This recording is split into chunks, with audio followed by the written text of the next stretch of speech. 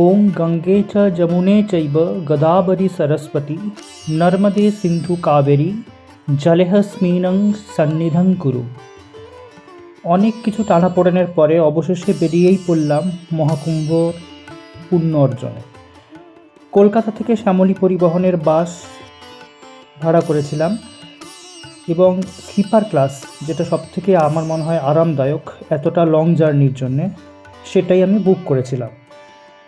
কলকাতা ধর্মতলা থেকে প্রতিদিনই এই বাস, তাছাড়াও আরও অনেক কোম্পানির বাস যেমন express line, green liner, Loknath travels ইত্যাদি আরও বাস এখান থেকে ছাড়ে প্রয়াগরাজের উদ্দেশ্যে।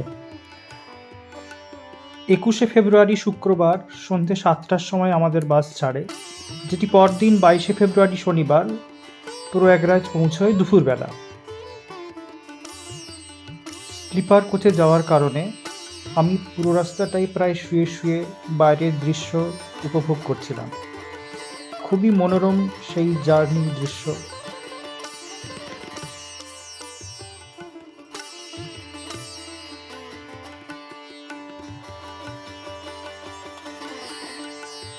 দীর্ঘ পথ অতিক্রম করার পর অবশেষে মা গঙ্গার দেখা পেলাম উত্তরপ্রদেশের বারাণসীর কাছে, যেখানে রাস্তাটি ব্রিজের মাধ্যমে গঙ্গার উপর দিয়ে গেছে। সেটি ক্রস করার সময় আমরা প্রথম মা গঙ্গার দর্শন পেলাম। অপূর্ব সুন্দর মা গঙ্গা এখানে, খুব চওড়া নদীটা, ভীষণই বড় এবং ব্রিজটাও ক্রস করতে অনেকটাই সময় লাগলো।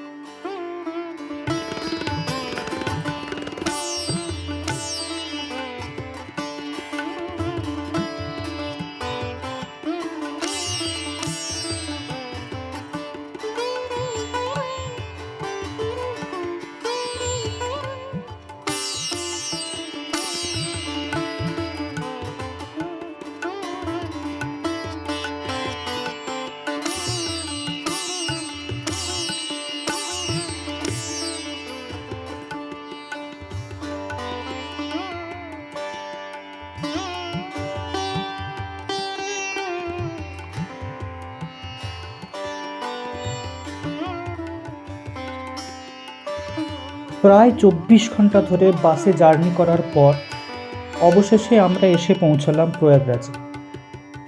প্রয়াগরাজে ঢুকতেই গঙ্গার উপরে একটি বড় ব্রিজ দেখতে পাওয়া যায়। সেই ব্রিজটির নাম হচ্ছে কার্জন ব্রিজ। যদিও আপনি অন্য রাস্তা দিয়ে ঢুকলে অন্য ব্রিজের মাধ্যম দিয়ে প্রবেশ করবেন প্রয়াগরাজে, কিন্তু গঙ্গাকে ক্রস করেই আপনাকে ঢুকতে হবে। পরদিন ভোর 4:30টার সময় আমরা এসে পৌঁছলাম মহাকুম্ভের ত্রিবেণী সঙ্গমে। আমি সকালবেলায় খুব ঠান্ডা ছিল, তাই জ্যাকেট, মাফলার সব কিছুই আমি নিয়ে গেছিলাম। যদিও পরবর্তীকালে গরম বাড়ার সময় পরে আমি সেগুলো খুলে দিতে বাধ্য হই। দীর্ঘ 3 কিলোমিটার পথ হাঁটতে হয়েছিল আমার হোমস্টে থেকে সঙ্গমে আসতে গেলে। যারা যারা দূরে থেকেছেন তাদের আরও বেশি পথ হাঁটতে হয়েছে। তবে আমরা যেহেতু হোমস্টেটা ত্রিবেণী সঙ্গমের কাছাকাছি জায়গাতে বুক করেছিলাম, তাই আমাদের অতটা হাঁটতে হয়নি। প্রসঙ্গত বলে রাখা ভালো, শ্যামলী পরিবহনের বাসে আসার সময় আমার সহযাত্রী ছিলেন এক দম্পতি। তাদের সাথে আলাপ হয়ে আমি অত্যন্ত খুশি এবং আমরা প্রায় একটা গ্রুপের মতন থেকে পুরো কুম্ভ স্নানটা কমপ্লিট করি। শ্রীমতী গার্গী চক্রবর্তী এবং তার স্বামী আমাদের সাথে একসাথে কুম্ভ স্নান করেন।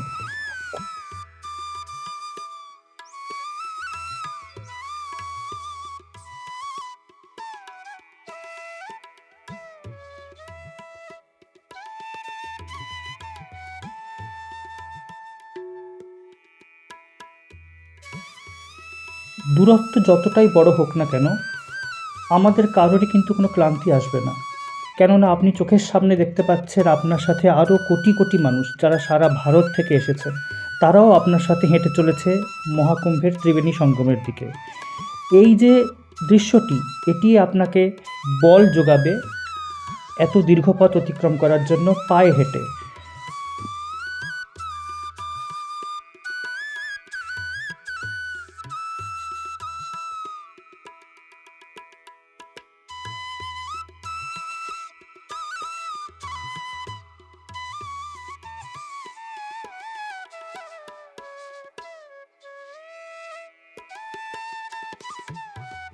ত্রিবেণী সঙ্গমের ঢোকার মুখে উত্তরপ্রদেশ সরকার বেশ কতগুলি গেট নির্মাণ করেছিলেন। তার মধ্যে একটি গেট যেটি হচ্ছে কচ্ছপদ্বার, সেই কচ্ছপদ্বারের মধ্য দিয়েই আমরা ত্রিবেণী সঙ্গমে প্রবেশ করেছিলাম। এখানে ভগবান বিষ্ণুর কুর্মাবতারের প্রতীকে হিসেবে এই গেটটি নির্মাণ করা হয়েছে।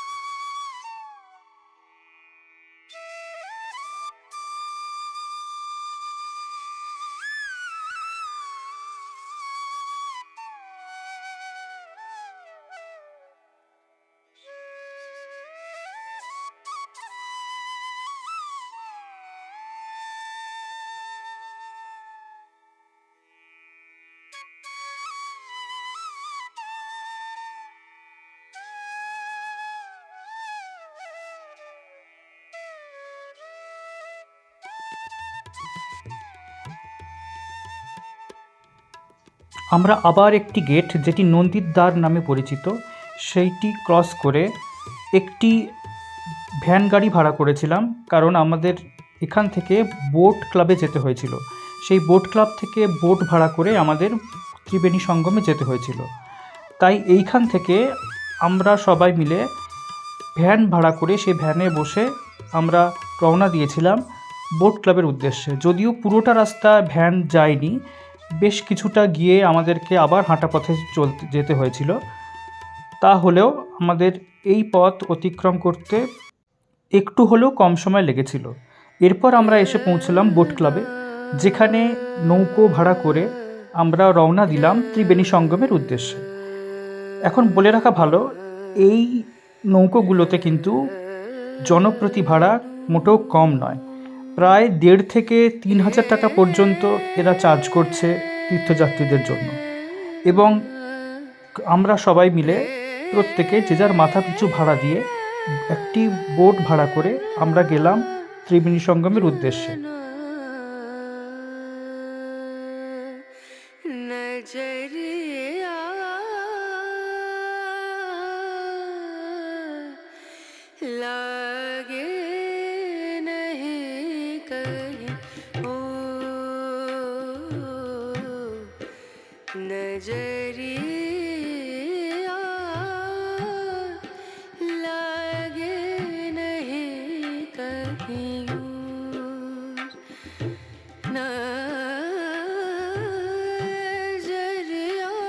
যে বোট ক্লাব থেকে আমরা বোট ভাড়া করেছিলাম সেই বোট ক্লাবটি কিন্তু যমুনা নদীর উপরে, এবং আমরা যে এখন যে যাচ্ছি নৌকায় করে, এটা কিন্তু যমুনা নদীর মাধ্যমে যাচ্ছি আমরা ত্রিবেণী সঙ্গমের উদ্দেশ্যে।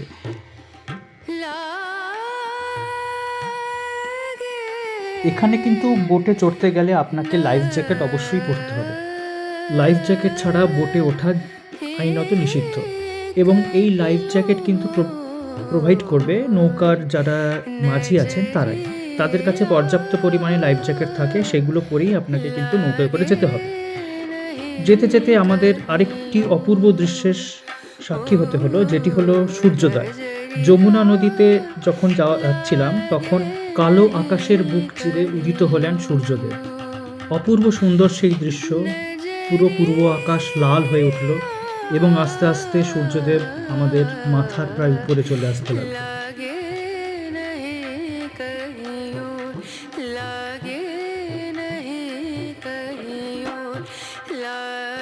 যমুনা নদীতে নৌকো করে যাওয়ার সময় আমরা সাক্ষী থাকলাম আরেকটি অপূর্ব দৃশ্যের।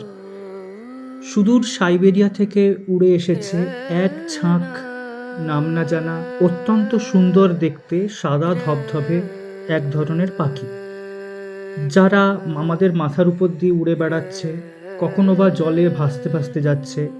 এবং যেসব পুণ্যার্থীরা শুকনো খাবার এনেছেন তারা জলে সেগুলো ফেলছেন, এবং এই পাখিগুলো সেগুলোর টানে এসে বারবার আমাদের সামনে দিয়ে উড়ে যাচ্ছে। এই রকম একটি সুন্দর দৃশ্য প্রত্যেকেই ক্যামেরাবন্দি করছেন, কেউ ভিডিও, কেউ বা ছবি তুলে রাখছেন।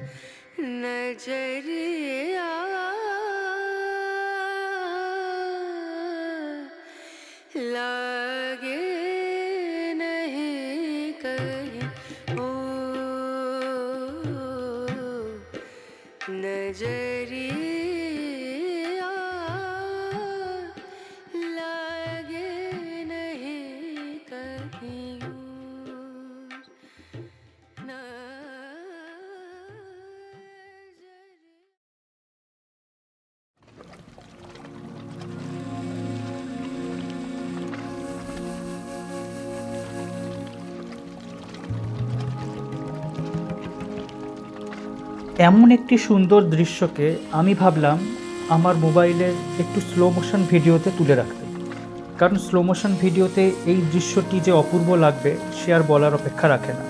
তাই সবাইকে অনুরোধ করছি, দয়া করে ধৈর্য ধরে এই অংশটুকু দেখুন, যেখানে আমি স্লো মোশনে এই পাখিদের আনাগোনাটা তুলে রেখেছি।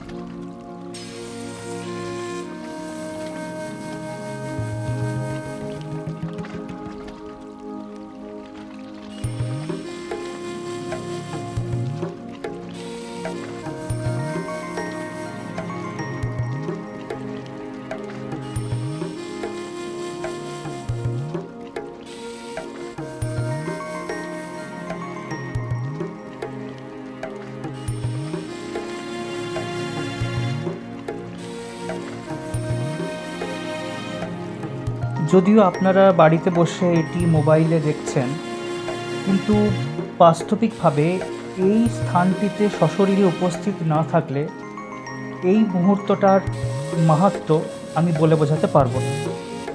চরম মুহূর্তের কিছু সাক্ষী থেকেছিলাম এইবারে কুম্ভ মেলায়, তার মধ্যে এইটি আমার কাছে সর্বশ্রেষ্ঠ মনে হয়েছে। এক বিশাল নদী, যার উপর দিয়ে ভেসে চলেছে হাজার হাজার নৌকো, এবং যাতে যাত্রী ছিলেন সারা ভারত থেকে আসা লক্ষ লক্ষ পুণ্যার্থী। সেই নীল জলের উপরে এই সাদা পাখিগুলির উপস্থিতি একটি অলৌকিক সৌন্দর্যের প্রকাশ ঘটিয়েছিল।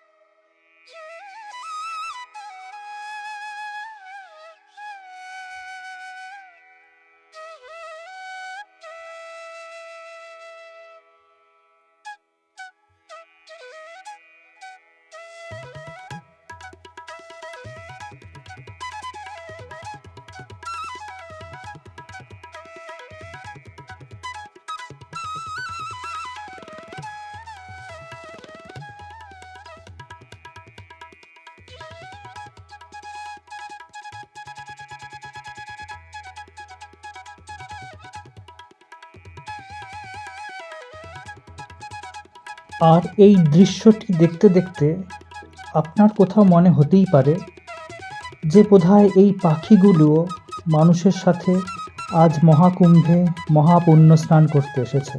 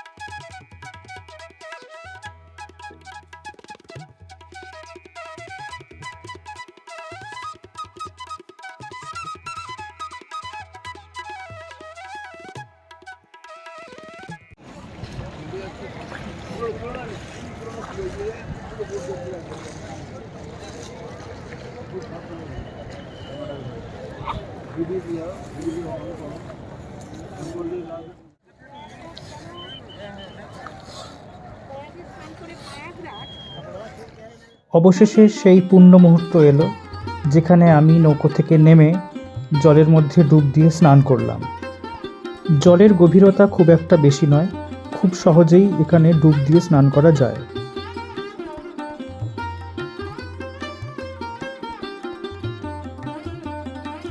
এরপর এলো বাড়ি ফেরার পালা। প্রয়াগরাজ বিমানবন্দর থেকে প্লেনে করে ফিরে এলাম বাড়িতে।